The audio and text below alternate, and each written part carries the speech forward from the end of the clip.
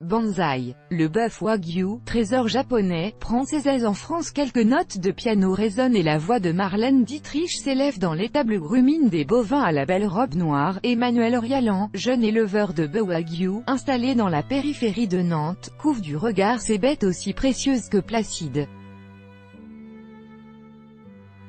Arrivé dans l'Hexagone il y a une dizaine d'années, le Wagyu, littéralement « vache du Japon », a la chair délicate et goûteuse, dont la déclinaison la plus célèbre est le bœuf de Kobe qui n'est élevé qu'à Kobe, s'est fait une petite place dans les pâtures françaises et s'invite aux plus grandes tables.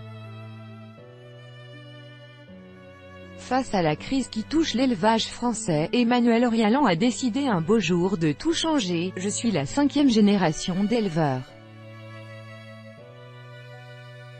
Il y a 6-7 ans, j'ai revu totalement mon modèle de production, explique-t-il. Bien-être animal, respect de l'environnement, qualités organoleptiques, sécurité des aliments et traçabilité, égrène-t-il. Souhaitant un produit d'exception pour les grandes tables, il a ainsi rejoint un club très fermé d'éleveurs, qui a réussi à obtenir une reconnaissance par le ministère de l'Agriculture en mars. La reconnaissance de la race est officielle, c'est un plus haut niveau de la traçabilité, affirme M.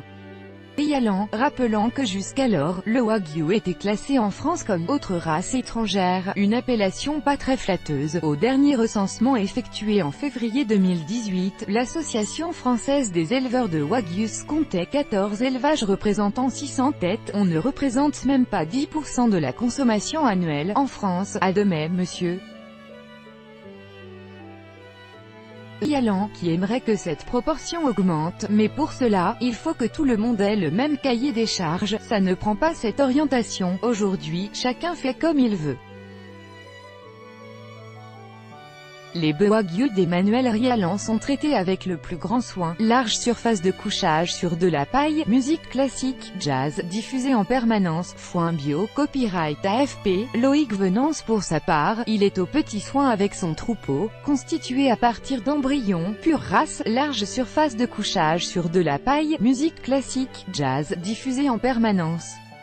On contrôle l'air, l'hygrométrie, je rajoute également de l'huile essentielle par la ventilation, explique M. Rialan. Un marché de niche dans la mangeoire de ces bovins exotiques. Là encore, rien n'est laissé au hasard. Au Japon, ils utilisent de la bière, moi j'utilise une microalgue, qui contient minéraux, vitamines, probiotiques, démontre M. Rialan. Il nourrit son cheptel à base de foin bio qui pousse dans les marais voisins de Mazerolles, où les bovins vont également paître et s'inscrivent dans un cycle agroécologique permettant la réhabilitation de ces bandes d'eau poissonneuse. Profitant de 350 hectares de prairies permanentes, je complémente avec du tourteau de lin, parce que c'est la graine la plus riche en oméga 3, ce qui favorise le caractère persillé de la viande, explique M. Rialan. C'est-à-dire une répartition harmonieuse de la graisse dans le muscle qui favorise son onctuosité. L'éleveur engraisse ses bêtes pendant 36 à 40 mois, soit le double d'un élevage classique. Ces produits, dont la commercialisation vient de débuter, ont séduit un grand restaurateur nantais et le marché de Rungis. Gérard Cagnat, ancien 2 étoiles au Michelin, qui se targue d'être le premier chef étoilé français à avoir cuisiné cette viande singulière, aime son grain de viande et sa suavité.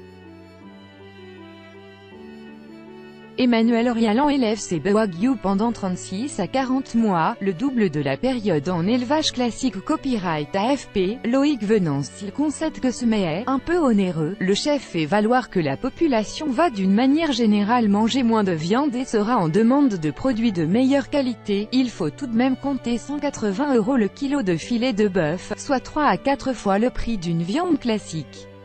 Des prix qui peuvent même encore grimper, lorsque l'on place dans l'assiette le bœuf directement importé de Kobe, la variété la plus luxueuse. Ce qui fait dire à Riccardo Giraudy, importateur de viande de luxe en Europe, qu'on est dans un marché de niche. Malgré les prix élevés pratiqués, il estime à 20 millions d'euros la valeur totale des importations de ce produit des ultraluxe pour le continent. Tout droit de reproduction et de représentation réservé. Copyright 2018, Agence France Presse.